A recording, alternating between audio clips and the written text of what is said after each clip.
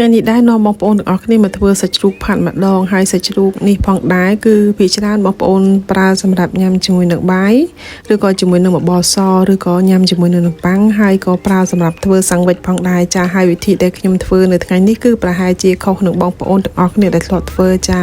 តោះអញ្ចឹងកុំឲ្យខាតពេលយូរមកដឹងពីវិធីធ្វើទាំងអស់គ្នាចាចាហើយសាច់ជ្រូករបស់យើងនៅក្នុងថ្ងៃនេះគឺមានចំនួន1គីឡូចាខ្ញុំយកខាងផ្នែកចម្លក់ព្រោះសាច់កន្លែងហ្នឹងគឺវារាងទន់ហើយមានរាងជាសរសៃល្អចាអញ្ចឹងបងប្អូនទាំងអស់គ្នាជាយកខ្លាញ់ហើយនឹងសរសៃចេញអស់ឬហើយបងប្អូនកាត់សាច់ជ្រូករបស់យើងជាកង់ធំណាឬហើយបងប្អូនដាក់យកខ្ទះមួយឬហើយបងប្អូនទុកឲ្យក្តៅដាក់ប្រេងឆាបន្តិចចាំបងប្អូនដាក់ខ្ទឹមសហើយនឹងខ្ទឹមក្រហមចិញ្ច្រាំឆាចុះឡើង2 3នាទីរហូតទាល់តែឈ្ងុយចាំបងប្អូនចាក់សាច់ជ្រូកដែលយើងបានហាន់ពីមុនហ្នឹងដាក់ចូលចារួចហើយបងប្អូនត្រឡប់សាច់ជ្រូករបស់យើងនឹងចុះឡើងឲ្យអស់អាទឹកប្រៃហ្នឹងរួចហើយចាំបងប្អូនចាក់ទឹក1 កែវចូលទៅក្នុងខ្ទះរួចហើយបងប្អូនគ្របទុកស្ងោរឲ្យរហូតទាល់តែផុយចាហើយជាបន្តមកទៀតបងប្អូនចាប់ផ្ដើមលាយទឹកសោះចាដោយដាក់ម្សៅស៊ុបខ្នុរចំនួន1ស្លាបព្រាស្ករ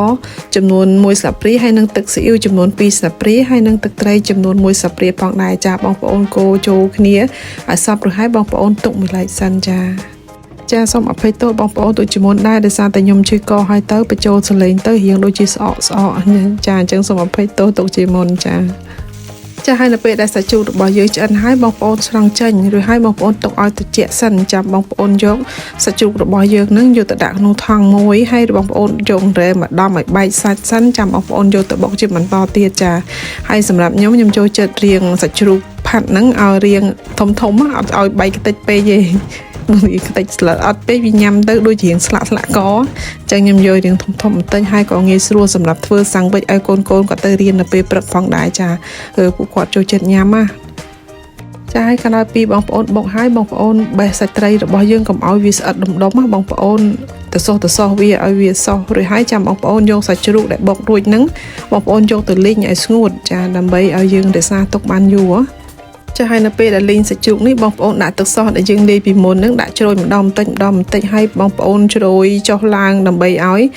គ្រឿងហ្នឹងបានចូលសព្វសាច់ជាមួយនឹងសាច់ជ្រូកផាត់របស់យើងចានៅពេលដែលឃើញថាសាច់ជ្រូកផាត់របស់យើងស្ងួតល្អហើយអញ្ចឹងបងប្អូនទុកឲ្យត្រជាក់សិនចាបងប្អូនដួសដាក់នៅក្នុងកែវឬក្នុងកឡមួយដើម្បីទុកប្រើប្រាស់នៅពេលក្រោយទៀតចាអញ្ចឹងវីដេអូថ្ងៃនេះខ្ញុំក៏សូមអរគុណបងប្អូនទាំងអស់គ្នាដែលបានតាមដានទស្សនាវីដេអូនេះតាំងពីដើមរហូតដល់ចប់ចាហើយបើសិនបើបងប្អូនទាំងអស់គ្នាមិនទាន់បាន follow page របស់ខ្ញុំនៅឡើយទេសូមជួយម្នាក់ម្ដាយមួយជើងមកណាចាអរគុណច្រើនណាស់ជួបគ្នានៅវីដេអូក្រោយៗទៀត